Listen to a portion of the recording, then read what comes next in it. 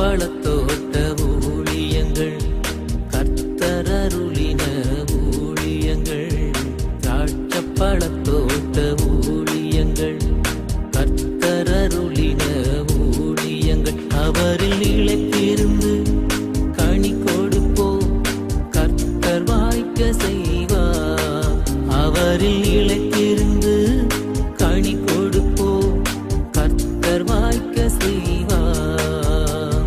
துதி உமக்கே, துதி உமக்கே, துதி உமக்கே என்றுமே என்றும். துதி உமக்கே, துதி உமக்கே, துதி உமக்கே என்றுமே என்றும். துதி உமக்கே என்றுமே என்றும். துதி உமக்கே என்றுமே. சிறியவனை புனிதிலிருந்தும் எளியவனை குப்பையிலிருந்தும் எடுத்து உயர்த்தி ராஜாக்களோடும் பிரபுக்களோடும் வந்திருக்க செய்கிற அருமை ஆண்டவர் இயேசு கிறிஸ்துவின் இனிதான நாமத்தினாலே இந்த சத்தத்தை கேட்கின்ற அனைத்து தேவனுடைய பிள்ளைகளுக்கும் என்னுடைய அன்பான வாழ்த்துக்கள். நீங்கள் கோடாக்கூடிய பெருகுவீர்களாக, உங்களுடைய பிள்ளைகள் கோடாக்கூடிய பெருகுவார்களாக என்று வாழ்த்துகின்றேன், ஆசீர்வதிக்கின்றேன். பிரியத்துக்குரியவர்களே, இப்படியாக தொலைக்காட்சியின் வழியாக நாள்தோறும் உங்களுக்கு தேவையான வார்த்தைகளை கொண்டு வருவதில் நான் அதிக சந்தோஷம் அடைகிறேன். I am delighted and excited to bring the word of God every day to you through this television. ஆண்டவர் இந்த பிள்ளைகளை, தொலைக்காட்சி நடத்துகிற பிள்ளைகளை கர்த்தர் ஆசீர்வதிப்பாராக என்று வாழ்த்துகின்றேன். ஏராளமான தியாகங்களின் மத்தியில் தான் இந்த செய்திகள் நாள்தோறும் உங்களை தேடி வருகிறது. நாம் ஒவ்வொரு சனிக்கிழமையும் ஒவ்வொரு ஊருக்கு சென்று கூட்டங்களை நடத்துகிறோம். கூட்டத்தின் இறுதியிலே அங்கே வருகிற அத்தனை ஜனங்களுக்கும் நான் தனித்தனியாக ஜெபித்து விடுதலை பெற்றுக் கொடுக்கிறோம். அது மாத்திரமல்ல, அத்தனை ஜனங்களுக்கும் நாம் உணவளிக்கின்றோம். நாசிரியத்தில் நடத்துகிற கூட்டம் மிகவும் விசேஷித்தமான கூட்டம். வருகிற சனிக்கிழமை தேவனுடைய மாளிகையில் வைத்து அது நடைபெறுகிறது. ஆயிரக்கணக்கில் ஜனங்கள் வருவார்கள். நிறைய ஊர் தூரத்துலேருந்து வர்றவங்க வேன்களுக்கெல்லாம் நம்ம காசு கொடுக்குறோம். அதுக்குன்னே ஒரு பெரிய தொகை எத்தனையோ வருஷமாக நம்ம கொடுத்துட்ருக்குறோம். உங்கள் ஊர்லேருந்து 25 பேருக்கு மேலே வரதா இருந்தால் நீங்களே ஒரு வேனை பிடிச்சிட்டு வரலாம் என்கிட்ட கேட்டுட்டு அந்த பணத்தையும் நாங்களே கச்சித்தமானால் கொடுப்போம். அனைவருக்கும் யோவானன் மெய்ஞானபுரம் யோவானன் தலைமையில் நல்ல சுவையான உணவு தயாரிக்கப்பட்டு பரிமாறப்படும். நான் மாத்திரமல்ல, நம்முடைய ஊழியத்தை சார்ந்த அன்பு சகோதரன் வெள்ளை உள்ளம் கொண்ட ஜோசப்பரன் அவர்களும் நாசிரியர் ஜெபஜாமவான் மறுவல் செய்கிறையாவும் உங்களுக்காக சேர்ந்து ஜெபிப்பார்கள். இந்த சந்தர்ப்பத்தை மிஸ் பண்ணிடாதீங்க. அது மாத்திரமல்ல, இந்த கூட்டத்தை நடத்துவதற்கு ஏராளமான பணங்கள் நாம் செலவழிக்கிறோம். கர்த்தர் இந்த பிரயாசங்களை வர்த்திக்க பண்ண வேண்டும் என்று சொல்லி ஜெபியுங்கள். மாளிகைக்குள்ளாகவே அடைக்கலான் குருவி எனப்பட்ட ஆவிக்குரிய முதியோர் இல்லம் இருக்கிறது.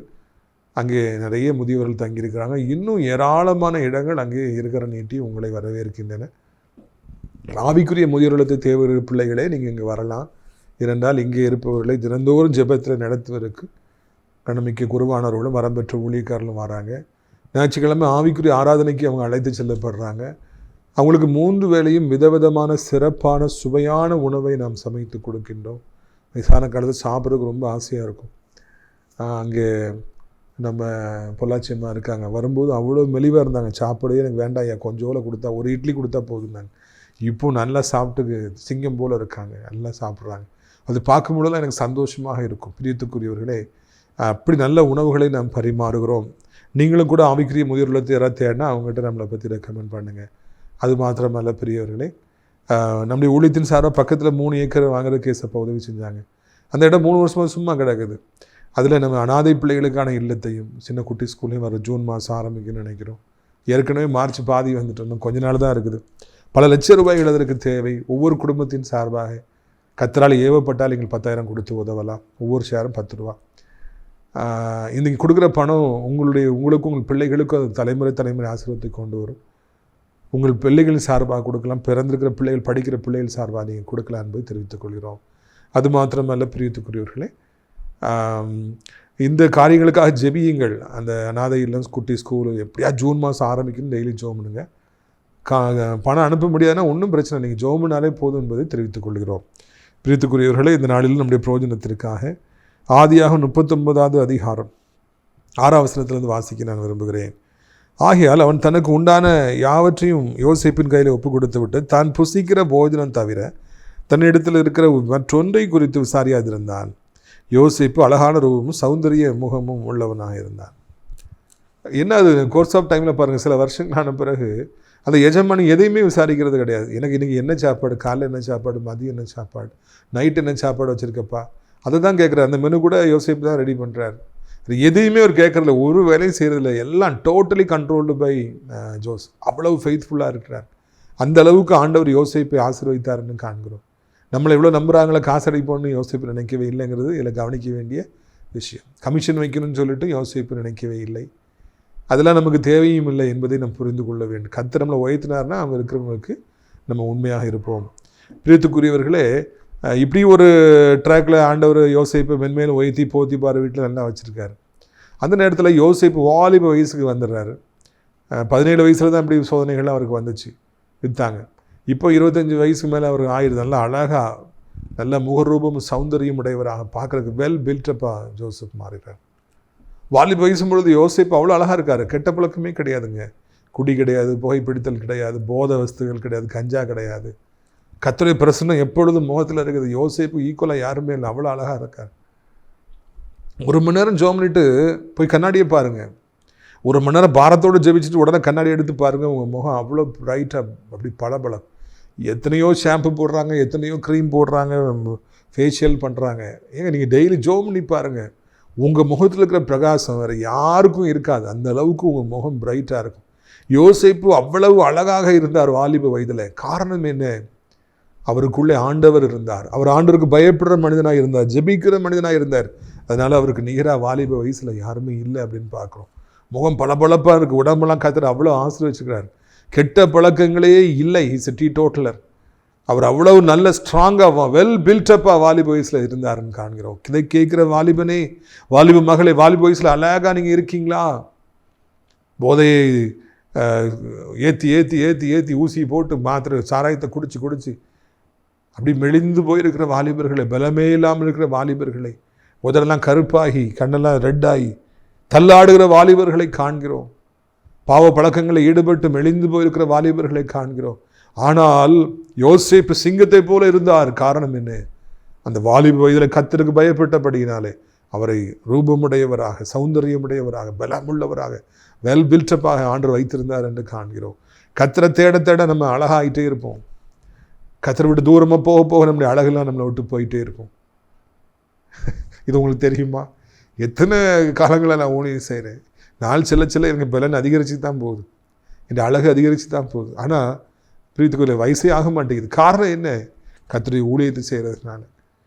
அவருடைய ஊழியத்தை செஞ்சதுனால மோசே 120 வயசு வரைக்கும் அவர் வயசாகாமலே இருந்தார், பலகீனம் அடையாமலே இருந்தார், பலம் குன்றாமலே இருந்தார். சாகிற நாள் மட்டும், நிமிஷம் மட்டும் அவர் வாலிபராகவே இருந்தார்.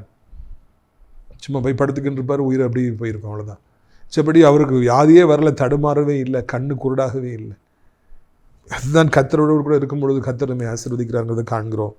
பாருங்கள், 7ஆம் வசனம் சொல்கிறது, சில நாள் சென்ற பின் அவனுடைய எஜமான் மனைவி யோசேப்பின் மேல் கண் போட்டு என்னோட சயனி என்றார். சோதனை வந்துடுது. அது வரைக்கும் ஒரு பிரச்சனையும் இல்லை, அந்த வீட்டில் எல்லாம் நல்லா வண்டி போயிட்டே இருக்குது. கொஞ்ச நாள் அனுப்புகிற இவர் அவ்வளோ அழகாக இருக்கிறாரு. அந்த எஜமானுடைய மனைவி யார் பாருங்க, போத்திபாரஸ். அந்த எஜமானுடைய மனைவி பார்த்து இவன் இவ்வளோ அழகாக இருக்கான், வாலிப பையன், இவ்வளோ திறமையாக இருக்கிறான். யோசேப்புக்கு ஃபேனாக மாறுறாங்க. பிறகு அப்படியே யோசேப்பிட்ட வந்து பாவம் செய்ய அழைத்தார்கள் என்று காண்கிறோம். யாருக்கு தெரியாமல் come to bed with me அப்படிங்கிறாங்க. வாலிபத்தில் இருக்கும் பொழுது சோதனை உண்டாகும் என்பதை இந்த இடத்துல நான் காண்கிறோம். வாலிப சோதனை, இதை நிறைய வாலிபர்கள் கேட்கணுங்கிறது என்னுடைய ஆசை. இவர் பாவத்தை தேடி செல்லவில்லை, பாவம் இவரை தேடி வந்தது. யோசேப்பு யார்கிட்டையும் போய் பாவம் செய்யணும்னு சொல்லலை, அவரை பாவம் தேடி வந்தது.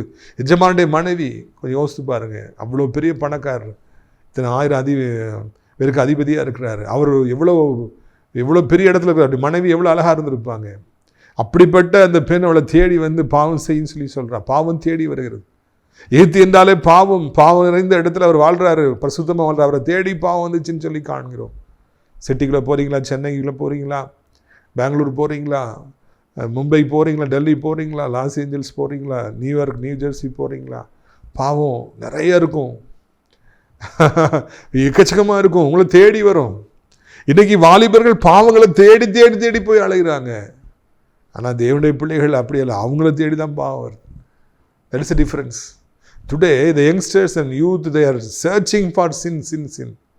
அங்கே எங்கே அலைஞ்சி தேடி திரிதாங்க. ஆனால் தேவனுடைய பிள்ளைகளை தான் பாவம் தேடி வரும். யோசேப்பை தேடி பாவம் வருகிறது. அது வாழ்க்கையில் முதலாய் வாலிப சோதனை வருகிறது. வாலிப காலத்தில் இருக்கிறாரு. யார் எஜமானுடைய மனைவி வந்து பாவத்துக்கு கூப்பிட்றான். அதனால் அவர் என்ன சொன்னாருங்கிறது பார்க்குறோம். 8ஆம் வசனம், அவனோ தன் எஜமானுடைய மனைவியின் சொல்லுக்கு இணங்காமல் அவளை நோக்கி, இதோ வீட்டில் என்னிடத்தில் இருக்கிறவைகள் யாதொன்றையும் குறித்து ஆண்டவர் சாரியாமல் தமக்கு உண்டான எல்லாவற்றையும் என் கையில் ஒப்புவித்திருக்கிறார். இந்த வீட்டில் என்னிலும் பெரியவன் இல்லை. நீ அவருடைய மனைவியாக இருக்கிறபடி நான் உன்னை தவிர வேறு ஒன்றையும் அவர் எனக்கு விலக்கி வைக்கவில்லை. இப்படி இருக்க நான் இத்தனை பெரிய பொல்லாங்குக்கு உடன்பட்டு தேவனுக்கு விரோதமாய் பாவம் செய்வது எப்படி? நம்பிக்கை துரோகம் செய்ய மாட்டேன். உன் கணவர் என் எஜமான் எல்லாத்தையும் என் பொறுப்பில் தான் ஒப்பு கொடுத்துருக்கிறாரு. என் நம்பி தான் எல்லாத்தையும் அவர் செய்கிறாரு. அப்படி இருக்கத்தக்கதாக இந்த பாவத்துக்கு உடன்பட்டு என் எஜமானுக்கு நான் துரோகம் செய்யணுமா, நம்பிக்கை துரோகம் செய்யணுமான்னு சொல்லி அவர் கேட்குறாரு. தான் ஃபஸ்ட்டு பாயிண்ட். நல்லா கவனிங்க. நம்பிக்கை துரோகம் என்றால் என்னங்கிறது நம்ம கண்டுபிடிக்கிறோம். நான் வாலிப வயதுலேருந்து இப்போ தான் நான் இன்றைக்கி வரைக்கும் அதான் பிரசங்கம் பண்ணிட்டு வரேன். 2 ஃப்ரெண்ட்ஸ் இருக்காங்கன்னு வச்சுக்கோங்க. ஸ்கூலில் படிக்கிறாங்க, காலேஜில் படிக்கிறாங்க. அப்போ அவங்களுக்கு நட்பு வருது. ஒரு வீட்டுக்கு ஒருத்தர் போகிறாங்க, இன்னொரு வீட்டுக்கு ஒருத்தர் போகிறாங்க. ஒரு வாலிபன், நான் நண்பன் வீட்டுக்கு போகும்போது தங்கச்சி ஒருத்தி இருக்கிறாங்க. அவள் பார்க்குறான், வாலிப வயசில் இருக்கிறதுனால பார்க்குறான். இவனும் பார்க்குறான். அங்கே தவறானபடிக்கு ஒரு உறவை அவன் ஏற்படுத்துவான் என்றால் அதுதான் நம்பிக்கை துரோகம். உன் ஃப்ரெண்டு நம்பி அவன் வீட்டில் கொண்டு போய் விடுறான் இல்லையா, அப்போ அவன் தங்கச்சிக்கிட்ட தவறாக எண்ணங்களை கொள்ளுவான். அதுதான் நம்பிக்கை துரோகம். ஒருவேளை இதை நீங்கள் மறந்துடவே கூடாது. வாலிப வயசுலேயே அதை நீங்கள் நல்லா தெளிவாக இருந்துக்கிடணும். நம்மளை நம்பி ஒரு வீட்டில் விடுறாங்களா, அங்கே தவறு செஞ்சிடக்கூடாது. பெண்கள் இருப்பாங்க, வாலிப பிள்ளைகள் இருப்பாங்க. என் நம்பி என் எஜமான் எல்லாத்தையும் கொடுத்துருக்காரு, எப்படி நான் பாவம் செய்ய முடியும்? எஜமானுக்கு நான் நம்பிக்கை துரோகம் செய்ய மாட்டேன்னு சொல்லி யோசிப்பு தான் வாலிப வயதில் அவ்வளவு ஸ்ட்ராங்காக இருந்தார். இதை இனி கேட்டுக்கொண்டிருக்கிற சகோதரர்களே, எத்தனை இடத்துக்கு போனாலும் சரி, முக்கியமாக நட்பு இந்த மாதிரி ஊழியத்துக்கெல்லாம் போகும்போது நிறைய பெண்கள் இருப்பாங்க. நம்பி வீட்டுக்குள்ளே விடுறாங்க. கவனமாக இருப்போம். நம்பிக்கை துரோகம் செய்து விடாதபடி கர்த்தர் நம்மை பாதுகாப்பாராக. அது தவறு என்பதை புரிந்து கொள்ள வேண்டும். நம்பி விட்டுருக்கிற நண்பனுக்கு துரோகம் செய்யக்கூடாது என்பதை நாம் கண்டுபிடிக்க வேண்டும். அச்சமின்றி உன்னிடத்தில் வாசம் பண்ணுகிற உன் அயலானுக்கு, உன் ஃப்ரெண்டுக்கு தீங்கு செய்ய நீ நினையாதே என்று பைபிள் சொல்லுகிறது. அச்சமின்றி உன்னிடத்தில் வாசம் பண்ணுறாங்களா, அச்சமின்றி வீட்டில் விடுறாங்க, அவங்களுக்கு விரோதமாய் தூங்கு செய்யக்கூடாது என்பதை நான் புரிந்து கொள்ள வேண்டும் என்று கர்த்தர் நம்மை அழைக்கின்றவராக இருக்கின்றார். பிரியத்துக்குரியவர்களை, இதை நீங்கள் மனதில் கொள்ள வேண்டும் என்று சொல்லி உங்களை அன்போடு கூட நான் அழைக்கின்றேன். பாருங்கள், இந்த பெண்ணிடத்தில் அவர் தான் சொல்கிறார், எல்லாத்தையும் நம்பி எஜமான் விட்டுருக்கிறான், எப்படி நான் துரோகம் பண்ண முடியும் அப்படின்னு சொல்லிட்டு அவர் சொல்கிறார். இரண்டாவதாக அவர் சொல்லுகிற காரியம் ரொம்ப என்னை பாதித்தது. இவ்வளவு பெரிய பொல்லாங்குக்கு உடன்பட்டு என் தேவனுக்கு விரோதமாய் நான் பாவம் செய்வது எப்படி? இவ்வளவு பெரிய பாவம் இது, என் தேவனுக்கு விரோதமாக நான் பாவம் செய்வது எப்படி? இதுதான் இந்த நாளில் வாலிபர்கள் எல்லாரும் மனதில் கொள்ள வேண்டிய ஒரு காரியம். இவ்வளவு பெரிய பொல்லாப்புக்கு நான் உடன்பட்டு என் தேவனுக்கு விரோதமாய் பாவம் செய்வது எப்படி? முதலாவது, என் எஜமானுக்கு நான் நம்பிக்கை துரோகம் பண்ண மாட்டேன். ரெண்டாவதாக, என் தேவனுக்கு விரோதமாய் பாவம் செய்ய மாட்டேன். இங்கே மாத்திரம் இல்லை, எங்கேயுமே நான் பாவம் செய்ய மாட்டேன். வாலிப வயதில் நான் பரிசுத்தமாக நான் இருப்பேன். இன்றைக்கி இந்த உலகத்தில் காணப்படுற அத்தனை வாலிபர்களையும் வாலிப பிள்ளைகளையும் சாத்தான் மொபைல் ஃபோனை கொண்டு வந்து பாவம் செய்ய முடியாது தூண்டிக்கிட்டே இருக்கிறான். எவ்வளவோ வாலிபர்கள், வாலிப பிள்ளைகள் ஊழியக்காரர்கள் குடும்பத்தில் கூட விழுந்து போவதை பார்க்கிறோம். அநேக தேவனுடைய பிள்ளைகள் விழுந்து போவதை பார்க்கிறோம். எல்லாத்துக்கும் யோசிப்பு முன்மாதிரியாக இருக்கிற, விழமாட்டேன், தேவனுக்கு விரோதமாக நான் பாவம் செய்யவே மாட்டேன்னு அவர் பார்த்துக்கிட்டு இருக்கார். இதெல்லாம் ஒரு சவாலாக, சேலஞ்சாக வைக்கப்படுறது. வாலிப வயசில் பாவத்தில் யோசிப்பு விழலை, நான் எப்படி என் தேவனுக்கு விரோதமாய் பாவம் செய்வேன்னு அவர் உறுதியாக இருந்தார். யாரும் நம்மளை பார்க்கலங்க, யாரும் நம்மளை பார்க்கவே இல்லை. ஆண்டவர் பார்க்க, அவருக்கு விரோதமாக நான் எப்படி பாவம் செய்வது, அந்த உணர்வு வேண்டும். ஒரு சமயம் ஒரு ஊழியக்காரர் இந்த யோசிப்பை பற்றி பேசும்போது சொன்னது ஞாபகத்தில் வருது. நான் பரிசுத்தவான் சொல்றதுல பெரிய விஷயம் இல்லைங்க. பாவம் செய்ய சந்தர்ப்பம் இல்லை, நீங்கள் பரிசுத்தவான் இல்லை. பாவம் செய்ய சந்தர்ப்பம் வந்துருச்சு, எல்லாம் சாதகமாக இருக்கு, யாரும் இல்லை, அப்போ நீங்கள் பாவம் செய்யலைன்னா தான் நீங்கள் பரிசுத்தவான்னு சொல்லி அவர் சொன்னார். புரியுறதா? சந்தர்ப்பம் எல்லாம் ரெடியாக இருக்குது, எல்லாம் பக்கத்தில் கைகூடி இருக்குது, அப்போ பாவம் செய்யலை அப்படின்னா அதுதான் பெரிய காரியம் என்று சொல்லி அந்த மனிதன் அங்கே சொன்னதை நான் நினைவு கூறுகிறேன். பிரியத்துக்குரியவர்களே, நம்முடைய வாழ்க்கையிலும் கூட எங்கே போனாலும் சரி, எந்த இடத்துல நம்ம படித்தாலும் சரி, எந்த இடத்துல வேலை செய்தாலும் சரி, கர்த்தர் இப்படிப்பட்ட கிருபைகளை நமக்கு தருவாராக என்று சொல்லி நான் வாழ்த்துக்கிறேன். பாருங்கள், அந்த இடத்துல அவர் சொல்லி இத்தனை பெரிய பொல்லாப்புக்கு நான் எப்படி உடன்படுதுன்னு அவர் சொல்கிறார். அதுக்கு பிறகு நீங்கள் பாருங்கள், 10வது வசனம் இப்படி சொல்லுகிறது, அவள் நித்தியம் யோசேப்போடு இப்படி பேசி கொண்டு வந்தும் அவன் அவளோட சைனிக்கு அவளோட இருக்கவும் சம்மதிக்கவில்லை. டெய்லி அவன் அப்ரோச் பண்ணுறான், டெய்லி அவன் அவனை பாவத்துக்கு இழுக்கிறான்னு சொல்லி பார்க்குறோம். ஏனென்றால் அந்த வீட்டுக்குள்ளே யோசிப்பு வந்து தான் ஆகணும். அங்கே தான் அவர் வேலை பார்க்குறாரு, அங்கே தான் எல்லாத்துக்கும் பொறுப்பாக இருக்கிறாரு, அங்கே மனைவி இருக்காங்க, போத்திபாருடைய மனைவி. அப்போ பாவத்துக்கு அவ இழுக்கிறான். அந்த பெண்ணு அந்த அளவிற்கு யோசேப்பின் மீது மையல் கொண்டு யோசேப்பு நித்தனத்தை டெய்லி பாவத்துக்கு கூப்பிட்றான். அப்படின்னா ஒவ்வொரு நாளும் அந்த வீட்டுக்குள்ளே போகும்போது யோசேப்பு ஜோம் பண்ணிட்டு தான் போயிருப்பார். ஆண்டவரே எனக்கு பலன் தாரும், அவன் எடுத்துடக்கூடாது. ப்ரேயர் பண்ணிட்டு தான் அந்த வீட்டுக்குள்ளேயே காலடி எடுத்து வச்சிருப்பார். வாலிபனே, டெய்லி ப்ரேயர் பண்ணாமல் காலேஜுக்கு போகாத, இல்லை எங்கேயும் போகாத, ப்ரேயர் பண்ணிட்டு தான் போகணும். எனக்கு இன்னொரு காரியம் ஞாபகத்துக்கு வருகிறது. ஆரம்ப காலங்களில் ஜெபிச்சு ஊழியங்களை செய்யும்போது பிரசங்கம் பண்ணது யோசேப்பை குறித்து. யோசேப்பு ரொம்ப அழகாக இருக்கிறாரு. இந்த பெண்ணுக்கு அவர் மேலே ரொம்ப மோகம் டெய்லியில் பாவத்துக்கு அழைச்சான்னு வாசிக்கிறோம்ல. அப்போது ஒரு நாள் அந்த பெண்ணுக்கு திடீர்னு சந்தேகம் வந்துச்சான், நமக்கு மட்டும்தான் அந்த யோசேப்பின் மீது இப்படி ஒரு மோகம் வருகிறதா, அவன் அழகாக இருக்கானா, இல்லை வேறு பெண்களுக்கு இவரை பார்க்கும்பொழுது எப்படி இருக்கிறது என்று பார்ப்போம் என்று சொல்லி வீட்டில் ஒரு பார்ட்டி வச்சாங்களாம். இதில் பைபிளில் இல்லை என்றாலும் அது உத்த வேதாகமெல்லாம் இருக்குன்னு யாரோ சொன்னாங்க. அப்போது அந்த பார்ட்டி தனக்குத்தானே சாப்பிடுகிற அந்த பொஃபே சிஸ்டத்தில் வச்சாங்களாம். எப்படின்னா, கல்யாண வீடுகளில் பார்த்துருக்கீங்களா, பிளேட்டை போய் வாங்கணும், பிறகு ஒரு இடத்துல போனால் ரைஸ் வைப்பாங்க, இன்னொரு இடத்துல போனால் பிரியாணி வைப்பாங்க, இன்னொருத்தர் குழம்பு வைப்பாங்க, இன்னொருத்தர் கூட்டு வைப்பாங்க. அப்படி 10-15 இடத்துல போய் பிளேட்டை நீட்டிகிட்டே போகணும். அதே மாதிரி ரவுண்டாக டேபிள் போட்டு ஒரு பெரிய ஹாலுக்குள்ளே எல்லோரும் வரிசையாக உட்கார வச்சுருக்காங்க. மத்தியில் மட்டும் போகிறதுக்கு இடம். எல்லார் கையிலையும் ஆப்பிள்ஸ் பழங்களை கொடுத்து கத்தியை கொடுத்துட்றாங்க, நீங்களே கட் பண்ணி சாப்பிடணும்னு சொல்லிட்டு எல்லாருக்கும் அந்த மாதிரி ஆப்பிள்லாம் கொடுத்து நல்ல பழங்களை கொடுத்து கையில் கத்தியும் கொடுத்து நீங்கள் சாப்பிடுங்க எல்லாம் பார்ட்டி மாதிரி வச்சு. போத்திபாருடைய மனைவி பெரிய பணக்காரி இல்லையா, எல்லா உயர்தரத குடும்பத்தை சார்ந்த பெண்கள், சீமாட்டிகள், அழகானவர்கள், மிக திறமை வாய்ந்த எத்தனையோ பெண்கள் உட்கார்ந்துருக்காங்களாம். அந்த நேரத்தில் எல்லார் கையிலையும் ஆப்பிள் இன்னும் பழம்லாம் இருந்து கட் பண்ண போகும்போது யோசேப்பு அப்படின்னு சொல்லி கூப்பிட்றா. அவர் மத்தியிலேருந்து அப்படியே அந்த கடைசி நடந்து போகிறார். அவர் வேலை சொன்னோன்னா அப்படி நடந்து போகிறார். அந்த இடத்துல உட்காந்துருக்க பெண்கள்லாம் முதலாக யோசேப்பு பார்க்குறாங்க, யாருன்னு சொல்லி பார்க்குறாங்க. யோசேப்பு அப்படி நடந்து போகிறார். இங்கிருந்து எல்லா பெண்களுடைய கண்களும் யோசேப்பு மேலே வந்துச்சான்.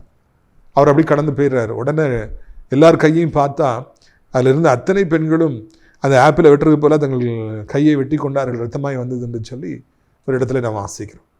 அந்த அளவுக்கு யோசேப்புடைய அழகு இருந்தது. அவ்வளவு ஒரு அழகானவர். அப்போ அந்த பெண்ணை சொன்னாலாம், பார்த்தீங்களா நான் டெய்லி வீட்டில் இருந்து நான் இவனால் எவ்வளோ பாதிக்கப்படுவேன் என்று சொல்லி சொன்னாலாம். அந்த அளவுக்கு ஒரு அழகான மனிதனாக அவர் இருந்தார். அத்தனை பெண்களுடைய கண்கள் அவர் மேலே இருந்தது. இத்தனைக்கும் மத்தியிலே அவர் பரிசுத்தவானாக வாழ்ந்தார் என்பதுதான் இதை கவனிக்க வேண்டிய ஒரு காரியம். இவ்வளவு பேர் பார்த்தாலும் பின்பாய் வந்தாலும் இல்லை இல்லை என் தேவனுக்கு நான் பிரியமாய் வாழ்வேன் என்று சொல்லி அவர் எப்பொழுதும் கர்த்தருக்கு பிரியமான ஒரு மனிதனாக இருந்தார், வாழ்ந்தார் என்று நாம் காண்கிறோம். பிரியத்துக்குரிய வாலிபம் என்பது கடந்து போகின்ற ஒரு வேஷம். ஒருவரும் தொடர்ந்து வாலிபனாக இருக்கவே முடியாது. இந்த பூமியில் பிறந்த அத்தனை பேர்களும் நேரம் டக்கு டக்கு டக்குன்னு சொல்லி வேஷங்கள் கலைந்து போவது போல வயதான காலத்துக்கு நம்ம மாறிடுறோம், தடுமாற்றங்கள் வந்து விடுகிறது. ஆனால் இந்த இருக்கிற கொஞ்ச காலத்தில், இந்த வாலிப காலத்தில் ஏசப்பாவுக்கு சாட்சியாக இருக்க, சுத்தமாக இருக்க நாம் பிரயாசம் எடுப்போம். இதைத்தான் நாம் வாழ்க்கையில் மறந்து விடவே கூடாது. கொஞ்ச கால வாலிப வாழ்க்கை யாரும் இந்த பூமியில் தொடர்ந்து அழகாக இருக்க முடியாது. நான் ஒரு சில நேரங்கள்லாம் எங்கூட படித்தவங்க வாலிப வயசில் அழகாக இருந்தவங்களை பார்க்கும்போது இப்போ வயதான காலத்தில் அவங்க இருக்காங்க, பார்க்கவே பரிதாபமாக இருக்கிறது. அதுதான் வாழ்க்கை என்பது. கொஞ்ச காலம் அழகு இருக்கும், கொஞ்ச காலம் மிடுக்கு இருக்கும், கொஞ்ச காலம் பர்சனாலிட்டி இருக்கும், அதுக்கு பிறகு தடுமாற்றங்கள் வந்து விடுகிறது. பிரியத்துக்குரியவர்களே, இன்னும் யாரும் பெருமை பாராட்டுவதற்கு எதுவுமே இல்லை.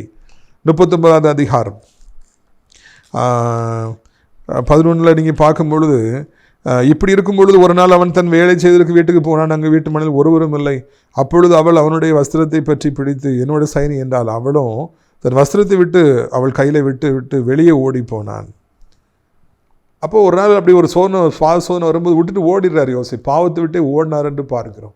அங்கே நிற்கலை, பேசலை, ஓடி போனார். பாவத்தை விட்டு விலகி ஓட வேண்டும் என்று புதிய ஏற்பாட்டிலையும் கூட நம்ம வாசிக்கிறோம். நிற்கவே வேண்டாம், அந்த இடத்துக்கே போக வேண்டாம்னு சொல்லிட்டு அவர் வெற்றி கண்டார். தனக்கு வந்த வாலிப சோதனையில் அவர் வெற்றி கண்டார். கடைசி வரைக்கும் இந்த பாவத்தை செய்யவில்லை.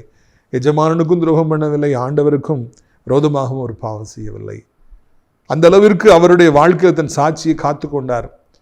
அடிக்கடி என்ற பழகிற ஊழியக்காரங்கள்லாம் சொல்லுவாங்க, யோசேப்புடைய வாழ்க்கை ஆண்டவர் இயேசு கிறிஸ்து வாழ்க்கைக்கு முன்னோட்டமாக இருக்குதுன்னு சொல்லி சொல்லுவாங்க. ஆண்டவர் இயேசு கிறிஸ்து வாலிப காலங்களிலும் எல்லா காலத்திலும் கரைபடாமல் வாழ்ந்தார்.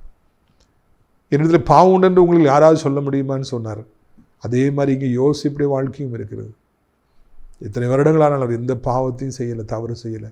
பண விஷயத்தில் அவரை குற்றம் சுமத்த முடியல, பெண்கள் விஷயத்துலையும் அவர் மேலே குற்றம் சுமத்த முடியல. நம்ம வடக்கான்குடி முதியோர் கட்டின ஆரம்பித்த நாட்களில் கிருபண்ணை ரொம்ப எனக்கு சப்போர்ட்டாக இருந்தாங்க.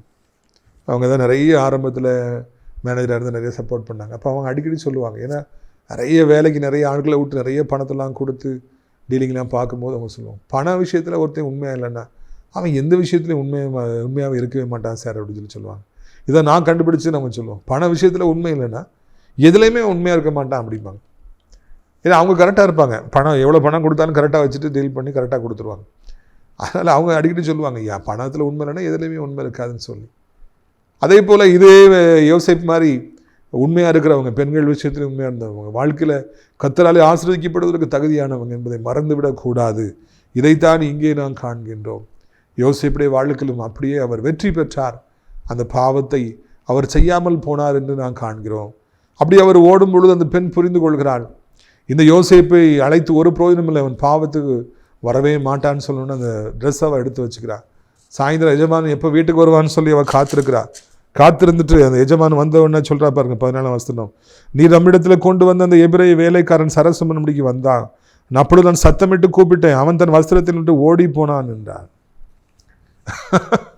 இதுதான் பாவம், இதுதான் இந்த சாத்தான் கொண்டு வர சோதனை பாருங்க. அது வரைக்கும் யோசேப்புன்னு சொல்லி ஒவ்வொரு நாளும் கெஞ்சிட்டு இருந்த பெண், இவனை மாதிரி அழகுண்டோ உன்னை மாதிரி அழகுண்டோன்னு சொன்னவன், இப்போ அவன் என்ன பாவம் செய்ய நினைச்சாலும் அதை அப்படி பிளேட்டை மாற்றி போட்டு புருஷன்ட்ட அவன் ட்ரெஸ்ஸை காமிச்சு, நான் தனியாக இருந்தேன், யாருமே இல்லாமல் இருந்தாங்க, இவன் வந்தான், நீங்கள் வச்சுருக்கீங்களா யோசேப்பு என்ற பாவம் செஞ்ச வந்தான், நான் சத்தம் போட்டு கத்தனை, உன்னை ட்ரெஸ்ஸை விட்டு ஓடிட்டான்.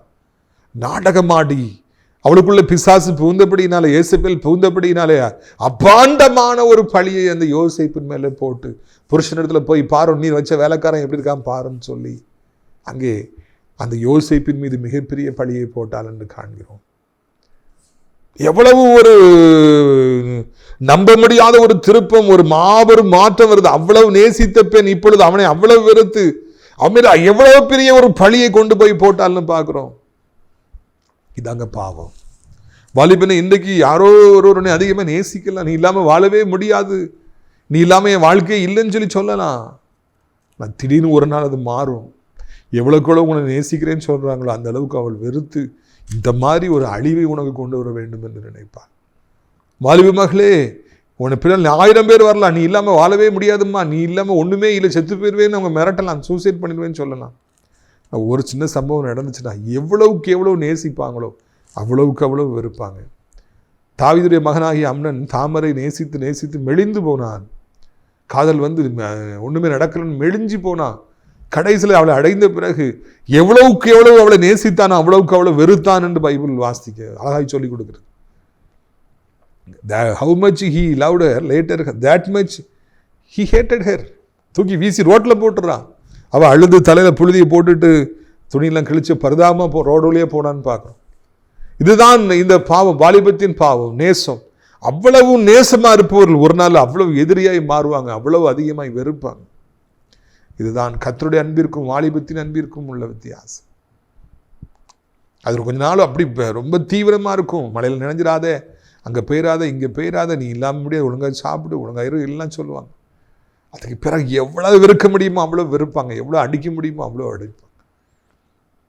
பிரியத்துக்குரியவர்களே, இதையெல்லாம் நீங்கள் மனதில் கொள்ள வேண்டும் என்று உங்களை அன்போடு கூட நான் அழைக்கின்றேன். இந்த உலகத்தில் நாம் வாழுகிற காலங்களிலே நம்முடைய நேசர், ஆத்தும நேசர், நம்முடைய ஆண்டவர் இயேசு கிறிஸ்துவின் அன்பே நிரந்தரமானது என்பதை நாம் புரிந்து கொள்ள வேண்டும். இந்த உலகத்தில் காண்கிற அன்பு கொஞ்ச காலம் மாத்திரமே இருக்கும். That is not at all permanent. Rather it is a temporary love. It is a momentary love. இந்த உலகத்தில் காணப்படுற பாச நேசம் எல்லாம் கொஞ்ச காலம் மாத்திரமே இருக்கும். அதுக்கு பிறகு அது காணப்படாது. அது எவாபரேட் ஆகி போயிடும். பனி மறைவது போல, நீர்க்குமிழிகள் தோன்றி மறைவது போல இந்த உலகத்தில் தோன்றுகிற அன்புகள் எல்லாம் எப்படியே போயிடும். என்னுடைய ஊழியத்தின் பாதையில் எத்தனை பேர் வந்தாங்க, பிரதர் நீங்கள் இல்லாமல் ஒன்றுமே இல்லை, ஊழியமே இல்லை, நாங்கள் இந்த ஊழியத்தில் தான் இருப்போம், இந்த ஊழியத்துக்கு உயிரையும் கொடுப்பேன்னு சொன்னாங்க. இன்னைக்கு எங்கே போனாங்க? அவங்கெல்லாம் எங்கேயோ போயிட்டாங்க. வேற ஊழியத்துக்கு போனாங்க. எங்கெல்லாம போனாங்க. அது மாத்திரமே இல்லாமல் உன் ஊழியத்தை அழிக்காம விட மாட்டேன்னு சொன்னாங்க. இந்த ஊழியத்தில் எவ்வளவு நன்மை பெற்றிருப்பாங்க. இந்த ஊழியத்து மூலமா புது வாழ்வு பெற்றாங்க, அடையாளம் பெற்றாங்க, முகவரி கிடைச்சது, எல்லா இடத்துலையும் அறிமுகமானாங்க. ஆனால் அவங்க என்ன சொல்றாங்க, நீ உன்னை அழிக்காம விட மாட்டேன், இந்த ஊழியத்தை அழிக்காம விட மாட்டேன். இதுதாங்க இந்த உலகத்தாருடைய அன்பு. முதல்ல இவ்வளவோ அதிகமாக நேசிப்பாங்க, அப்புறம் அவ்வளோ வெறுப்பாங்க. இந்த பெண் மூலமா யோசேப்புக்கு அவ்வளவு ஒரு பிரச்சனை, சோதனை வந்துச்சு.